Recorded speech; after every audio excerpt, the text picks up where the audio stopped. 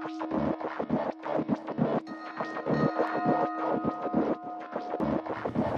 hot. 3, 2, 1, go!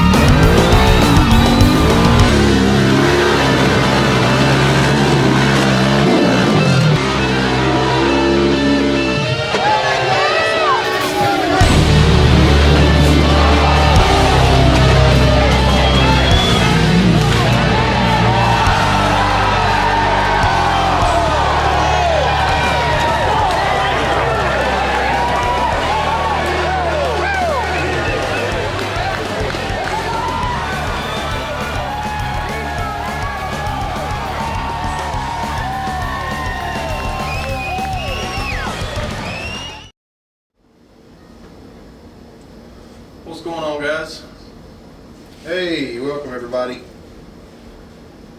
We're here to talk about two things. 2017. Yeah, there you go. 2017 Bounty Series, $50,000 Bounty Series. It was awesome. Are you able to see the comments? I can see some comments. All right, tell everybody to comment where they're watching from and share it for us. Yeah, hey, y'all share this video so I don't have to do it. We'll give everybody a minute to comment where they're watching from and see if they got any. The main reason I want to share this video is because they need to watch a lot of videos.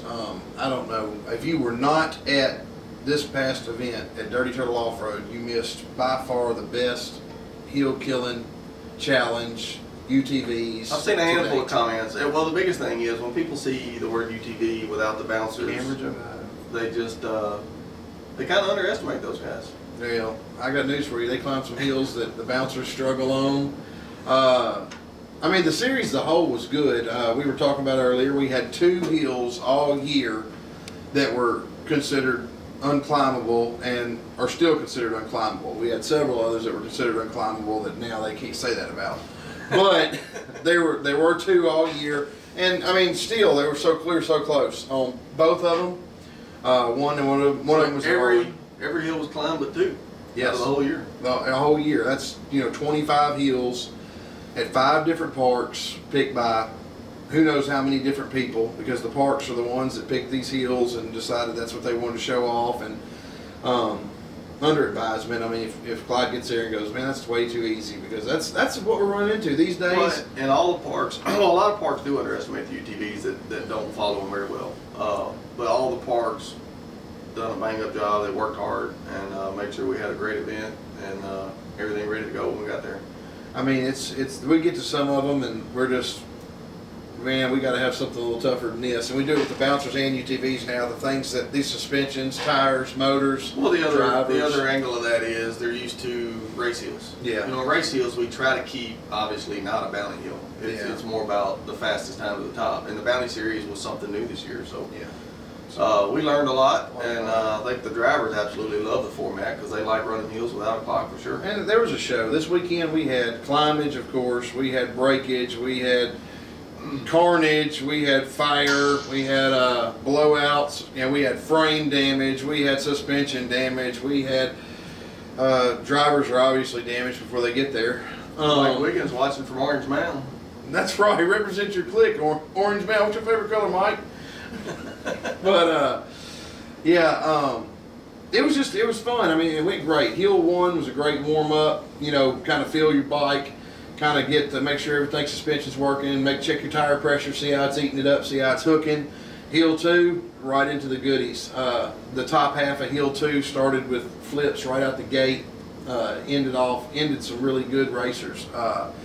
Kirkus Circus got put out. They drew the unlucky first on that hill, and he was trying it left, and he showed everybody that. Well, DC almost didn't make it. He ended up flipping off of that one, and I thought, holy cow, this is going to be a tough one. Yeah, But DC he finally found that line, and I think was he the first one to climb? He was the first one to climb hill 2, and he broke. So he had to find that secret line. Yeah, he broke the inner heim on his bike making that climb, and it wasn't until he turned the bike around and hit the brakes that the front upper A-arm folded over, and now we're working. Yeah, he come running up to me panicking, trying to figure out how to fix it. We found another one, and he managed to get it fixed before we were done with hill 2. Hill 2 was nasty. Like I said, it put out some really good drivers, and it was a lot of shock load, a lot of timing on your throttle, and some. Yep. And fully committed. It had a lot of areas that if you didn't fully commit, you're just not going up it. You can sit there and hit it all you want all day long until you just, You had to get the bounces and all that jazz just right. Yeah, until you decide to be put the a skinny pedal down, you're not going up this hill. Maybe a little bit of luck on it. Tal says that he's going to come out of the closet on your next live show, so we're looking forward to that. So y'all make sure you tune in for the next one. Tal's coming out of the closet, as if he wasn't already out. Oh man! I hope Tal enjoyed his birthday this weekend. Yeah, he did have a birthday. I sent him a video for his birthday. I'm sure he enjoyed it. Well, and now he's a year Tal, older. let us know if you enjoyed your video I sent you for your birthday. Yeah, make sure you let us know on the video. But now, how you get those senior citizen discounts, you get Geritol, AARP. There's a lot of good things to look forward to in your golden years, Tal. So, got that going for you.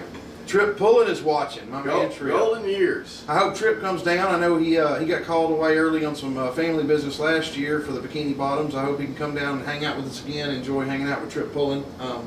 Look forward to seeing him out there on the track with us. Justin Lovins. Yeah. Roll Tide. Yeah. Everybody that's coming out. Yeah. Everybody's coming next weekend. We look forward to seeing you. It's going to be a big deal, and I can hardly not talk about it, even though this bounty series was awesome, and I'm glad that we got it wrapped up, and no casualties. We Next had weekend is going to be a good time. Formula Offroad, those guys are insane. I'm ready. I'm ready already. I have to go down there early and get a good spot. I'll tell you what, no doubt, hope to see everyone. I like to hear that, Trip. This bounty series, though, it's funny how the winners of this bounty series, this Dirty Turtle Off-Road event, this leg of it, were very similar to the winners of the whole round. Pretty much about the been same. like that all year. I mean, it was about the same. Yeah, it was unreal. It's just, I mean, I love to see we beat on some bikes, but it's funny when you're beating on suspension, you're beating on chassis, you're beating on tires, Drivetrain. we drive trains. We've got vendors out there representing. We've got some of the best chassis builders in the business. We got some of the best suspension builders and people representing suspension builders between ORB and Special Carriers, and that was your main ones that really stood up, took a beating on this in this series. Of both of those companies really just put out, and really proud to have them out there. And for the day, as Zach was talking about, we ended up with Gilbert and Pierpoint, Justin Pierpoint and Gilbert Collinsworth, actually tied for the exact same everything for first place. But in the end, Gilbert was just an animal all year. He was an animal all year. I mean, I told him this yesterday. He climbed more hills than anybody else all year. He climbed more hills and went farther than anybody else all year long. I told him, he got out there, he earned it. He earned it from day one, and he earned it again yesterday. That machine he has is unreal. And you can buy it at a real reasonable price. I can't believe, here's a machine that has won razors at the Race to Riches. Some big money in this a series. machine that won big money in a $50,000 bounty series. This machine, believe me, it wins more than it loses. It takes first place more than it loses. And I mean, I'm going to say Gilbert's a great driver. Yeah, Gilbert's a great driver.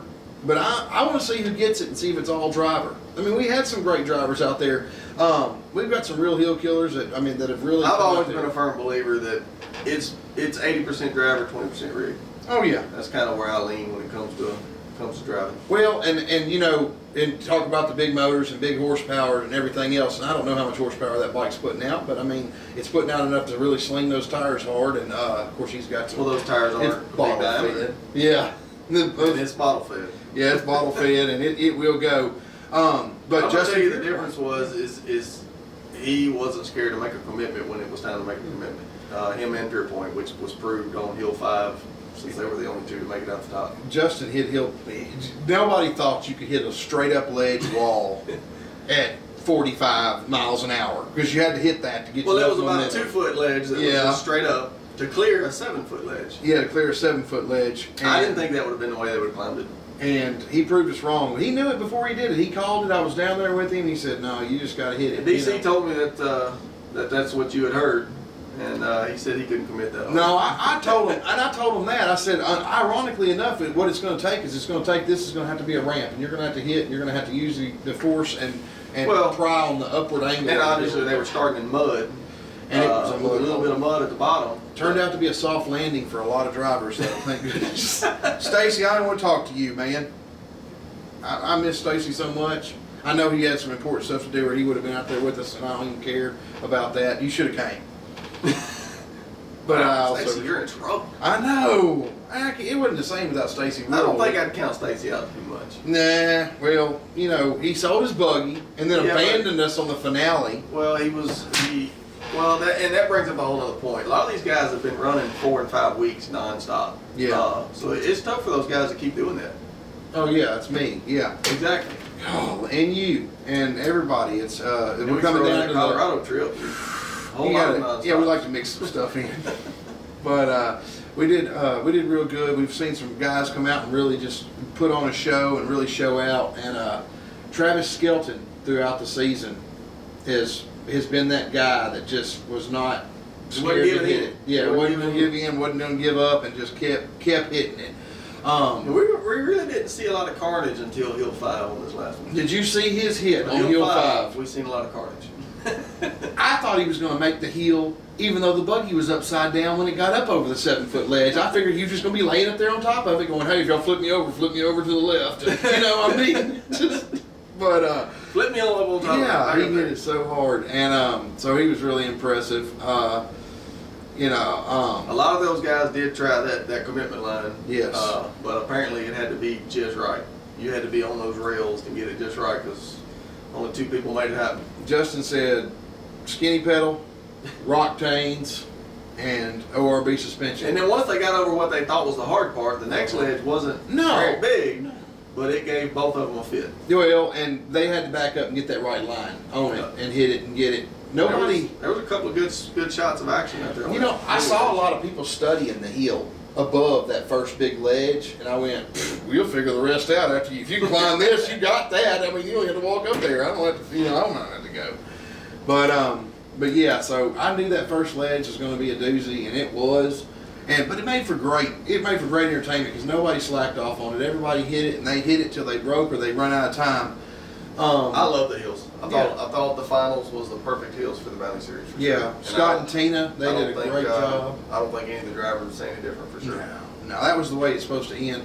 And we're looking at, and don't be scared to give us, if you see us or whatever, please give us some recommendations or some thoughts you think we could do. I did. I talked to a lot of the drivers and told them to shoot me some input, and I got a lot of input from a lot of them. Good. And I have as well. I can't wait to put it all together.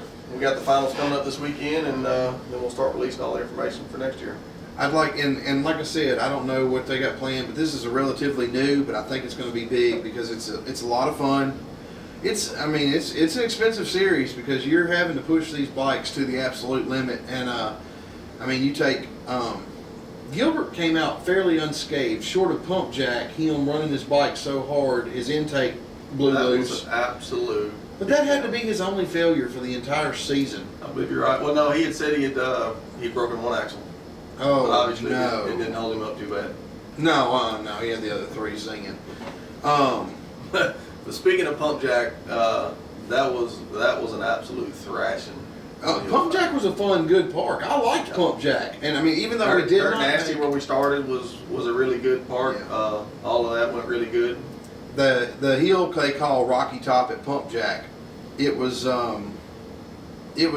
like I said, it was a fun hill to hit, and it was fun to watch. And I'm sure if anybody saw the videos of that. Casey said, hopefully the video guy got some good footage. I hope you're right, Casey. I appreciate you helping us out with that. Yeah, thank you so much. Him and Brent, they took care of some camera feeds for us, so we'll see how that goes. And you just mentioned Scott and Tina. Mm-hmm. Scott stepped up and brought some new technology again, as always, to this race, where he can do some multiple camera live feeds, multiple angles. That's awesome. And it's a really cool little setup he's got. Yeah, that was impressive. I talked to people. It's real similar to what we're using now, but it's a lot more mobile friendly, and it's a really cool setup. Maybe one day we'll get into something like that too, but until then we're just going to borrow Scott's. We already got it handled. I tell you what though, yeah, you said number one, the first event, Dirt Nasty, was an eye opener because everybody come out there and we didn't really know what to expect or how it was going to go. Hill 3 knocked out 90% of the field, and it knocked out about 20% of the hopes and dreams of everybody that thought they were going to win this series because they decided not to come back. But Hill 3 was just an eye opener though. We had some guys out here that really want it, and there's a lot of timing, there's a lot of weather issues. We saw, and when I say weather issues, I mean the first race was so cold it froze people's motors and coolant areas. The rain and the water had it so wet that it was too slippery to climb, or get a good run at it on the bottom because we had everything from cold and freezing to 100 degrees. Yeah, I mean that particular event, the hills started frozen that morning and thawed during the day, so they constantly changed, and it got sloppy, muddy after a little while. Harlan rained on us. Harlan Putney, it rained on us and rained and rained. Again, it was a park that those guys did a great job putting together 5 hills for us. Yeah, and fortunately the hills were steep enough that the rain managed to come down off of them pretty quick, and once we got through that top crust, everybody was able to climb, and it did real good. There was one ledge there that was just, you didn't have enough run at, or too steep, and it was kind of kicking you back on the top and made the halfway point of Hill 5 the challenging obstacle. And then Pump Jack was where Hill 2 actually took out quite a few people. No, Gene, that was your life. Who? Oh, I just got a comment I was reading. Pump Jack, yeah. I'm not seeing that one. Yeah, it didn't come up. We talked about Pump Jack. Wildcat, however, Wildcat was something different. We didn't know really what to expect. Those guys are relatively new park and dealing with these kind of events and everything, and they come out there and they did a lot of clearing. They did a ton of work. They did too much work. We appreciate every bit of your work. I'm not discrediting your work, but that goes back to a lot of those guys not realizing what the UTV industry has come to. But you take that same hill, they made the hill, and ended up being, we tried to dig out some real steep ledges, but the dirt just hadn't been there long enough, hadn't been weathered and tested enough. We may be able to go back and hit that next year after it's been through the freeze, after it's been through a hard rain season. And after a whole lot of people's been playing on it. And a whole bunch of people have been playing on it. And some of those hills that we made for that event are going to stick out and can become legendary because they're big, tall, long hills. There's actually some really good rock ledges under there. Yeah, and if it gets down to the rock and depending on how it washes out and how it goes, it's definitely workable. And then we finished up at Dirty Turtle. Dirty Turtle Offroad, and that was the mecca of all hill climbing. They had a good area for the spectators. They had food trucks. Everything was really on. I see a lot of people comment, that this was the first one they'd been to, and now they're kicking themselves for not coming to the rest of them because they were all in Kentucky. So yes. It was really easy for a lot of the spectators to be able to follow the whole series for sure, with it being, kind of located in one state. Well, what they like about it is what I don't like about it personally. Being from not from Kentucky, being not Kentuckian, which they're great people. Everybody welcomed us open arms. Long way from Mississippi. But I would like to see this Bounty Series evolve into something more like the Cup Series, more states, more areas, more options, more park owners that want to take advantage of it and step up and put something together. So that's my hopes. I don't mind. I like going to Kentucky. I don't like going to Kentucky every single time because it's we move around. We have some really good climbing in other areas, and I think that we had to start somewhere. And we thank so much all these park owners and Clyde and everybody for putting it together and giving us an opportunity to see what it's capable of and then show us what it can grow to is what I look forward to. We got all that done. So we're going to talk about the top 5. Top 5. And we basically had a tie for 4th place. Yeah. Which was 4th and 5th. Yeah. Mr. Matt Mowrick. Yes, Matt Mowrick. Busted Knuckle Off-Road. If y'all have never heard of that, he does videos or something. And DC in the Laser Racer team. And DC Thompson, Laser Somehow Racer. you guys managed to have 81 attempts all year and 39 points. Okay. Y'all matched up both of them all year. That's pretty impressive. That's well, we choreographed that. You know, we were like, hey, what are you gonna wear? How many times you go back up? And by some freak happenstance. 39 points overall for both of you. That was awesome. And then Justin Frazier sitting at third with 46 points. Yes, that's your Razor Sharp Customs buggies, and he built some of the razor sharpest buggies you ever seen. And he come out there and he did a great job climbing, and I think he knew that getting up that hill is going to take a lot of talent and a lot of luck. That jumped out there on top in the beginning, and just stayed close to the top all year. Stayed close to the top all year. The only times that he really faltered was, let's see, it was he had trouble on hill 4 at Harlan Putney. Hill 4, I think he had a mechanical failure of some kind. Was that Frazier or Pierpoint? Pierpoint broke the transmission. But Frazier didn't make it to hill 4 too. No, Frazier got stuck on that stump. Yeah, stuck on that stump at the bottom. That's what he did. Couldn't back off, couldn't go forward. He was just stuck on that stump. Both Frazier and Pierpoint at Heartland had struggled with hill 4. Yep.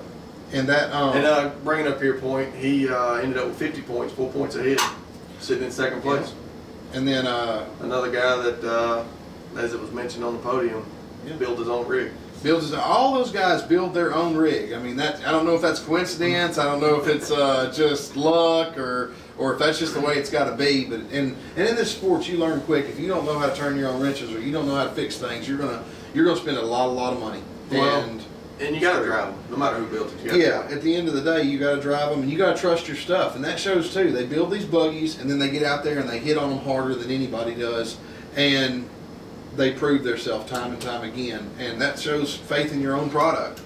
So they did really good. But Pierpoint with 50 points, and then Gilbert Hollingsworth, who he may have stayed in the lead all year. Really don't remember. No, he never at any point. No, when he won shot in the 5th hill on the first race, he kept the lead. And if you remember the turning point, then Frazier's steering wheel came off because Frazier had him.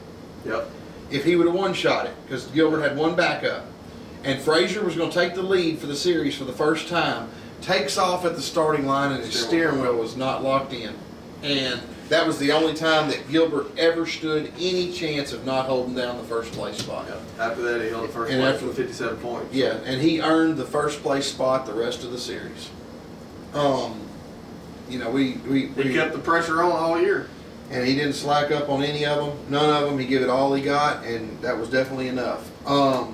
Casey was talking about Matt was pretty impressive in this series. I'm going to say Matt, being new to it, has done very well.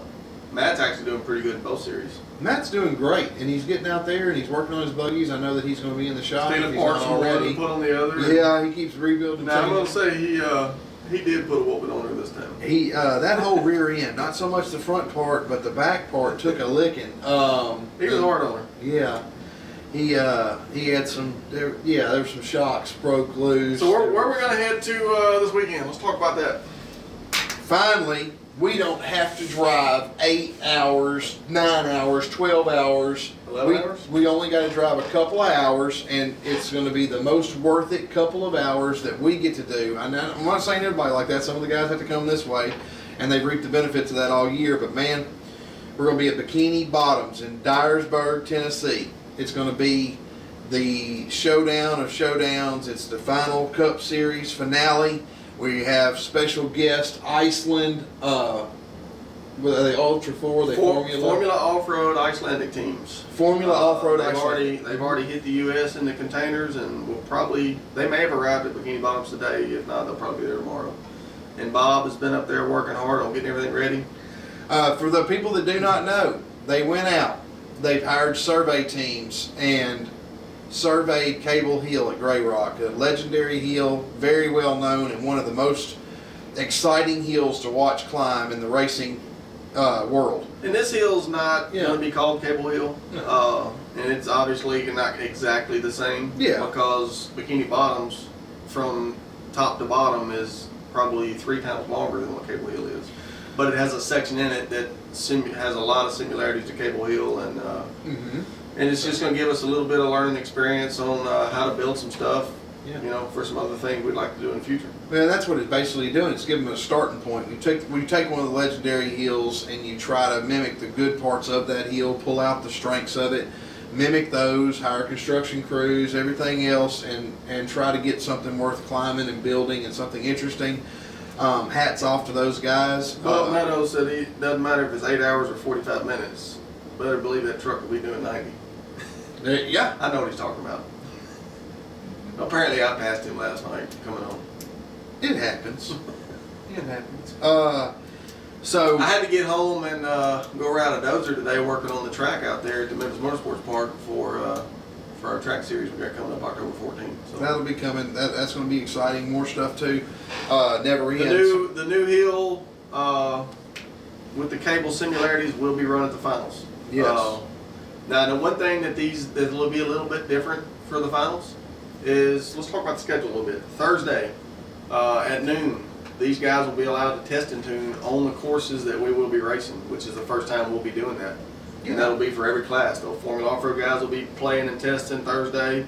The bouncer guys will be playing and testing, and the UTV guys will be out there playing and testing. I'm going to tell you what's going to be fun among drivers. I'm going to be out there with mine and just hitting it, just playing and racing and seeing what's going on. And we'll probably run some side bets. Who knows? You'll never know. Well, then Friday, we will be racing all day Friday. 8 a.m. kicking it off with the UTVs, if I'm not 8 mistaken. a.m. UTVs, Yes. and then 9 a.m. is the round one for the bouncers, and then I think it's 11 Yes. a.m. we go to the Formula Off-Road round one, then back to the bouncers, then back to Formula Off-Road. Yep. Then Saturday, again, we'll start off with UTVs at 8 o'clock. If you're a driver, you know, be out there at 7 o'clock ready to get started and do a driver's meeting and get everything going. And then Saturday, 8 o'clock, we run the UTVs. 9 o'clock, Formula Off-Road will run. And then 11 o'clock, we'll run the bouncers. Then after that, Formula Off-Road again. Then the bouncers again. Then we'll take a break. And they're actually going to run the water skimming in the dark this time. We'll start it at 7:30, which will be dark. And then at 9 o'clock, we'll do all the awards for the whole season. That's going to be awesome with the water skimming and everything. And there's more Sunday, isn't it? And Sunday, after everything's over, Head to head. head-to-head, Formula Off-Road versus Southern Rock Racing. And what that means is the UTV guys will enter, the bouncers, the Formula Off-Road guys. We're going to run one course their style. So we'll let them design their course their way. We'll all run it. And then Southern Rock Racing will pick out a course and we'll run it our style with the timers. Formula Off-Road doesn't run timers. Their scoring system and everything's totally different. They have gates and all that jazz. So it'll be fun to watch these guys compete back and forth. It'll be a good time. It's going to be a blast. It's going to be, and those guys really put out a lot of effort. I don't know if y'all could fathom how hard or how much work it would take to load up any of our buggies and ship them overseas, get there, We've done it once. enough parts. There's a handful of them that's done it once. Yeah, and so, yeah, we have some drivers who've been to Puerto Rico, and I don't think they have anything scheduled real soon there right now. God bless them. William Stewart just joined in. What's up, William? He'll be one of our guys out there showing out. And if you want to see any of this information, there's several ways to get there. Hillkilling.com will get you to the website. If you want to go straight to the event page, srrsevent.com will get you directly to the upcoming event. We basically continue to forward that link to take you directly to the event. So that makes it easy for you to just always remember srrsevent.com to see what's coming up. Another thing that, other than the location of Dyersburg, to me, I also like Dyersburg because of the vantage points of the hills. The spectators. It doesn't get any better. I mean, it's like going to a stadium, man. Only you're just sitting there watching the action on the hill in front of you. Start looking down and end up looking up. It's great. It's phenomenal how it's set up and Very laid out. spectator friendly. It's very spectator friendly. So we're gonna, and usually we have a lot of vendors out there and everything. And we'll talk more about it tomorrow night, obviously. Yes. We're going to do the pre-race show tomorrow night. Draw all the running order and all that jazz. So we got anything else we need to take care of? Man, like I said, we look forward to seeing everybody out there. Miss Davis. I guess I can go ahead and say it now. I think our live feed might have worked pretty good this time. I don't think it's been staticky or. I haven't seen anybody complaining. I think I might have finally dialed that in and got it working. That's really good. Of course, not tomorrow will probably give me a problem since that's something. Don't say anything. Like I said, tomorrow we'll be back, but thank you so much to everybody that helped us in all the parks with the Bounty Series. That was a lot of fun. We really pushed some rides really hard and ended up winning a lot of money. Some of the guys did, and really proud of them. And we all helped each other. There was nobody. You know, that's one thing about it. Even with all the carnage and all the breakage, just like always, when DC went down, he had people out of the crowd Helping him get it together. helping him get it together. Frazier, they were using his wife's buggy, and we'd already been threatened about the powder coat on that, and we're using parts off of anybody and everybody. We're using tools out of another one. I was using my tools to help Jason Stevens and everybody else. So we all pulled together. I think Jason Cruz, for instance, he had broken both front axles and who knows what, and ended up getting his bike back three-legged, but at least gave him an attempt to try Hill 5, and that was awesome. Awesome, Jason Cruz. All right, well, we're going to play that promo video again for you one more time, and we're going to get out of here. We'll see you guys tomorrow night. You can have something free. I got it right here around this screen. Later.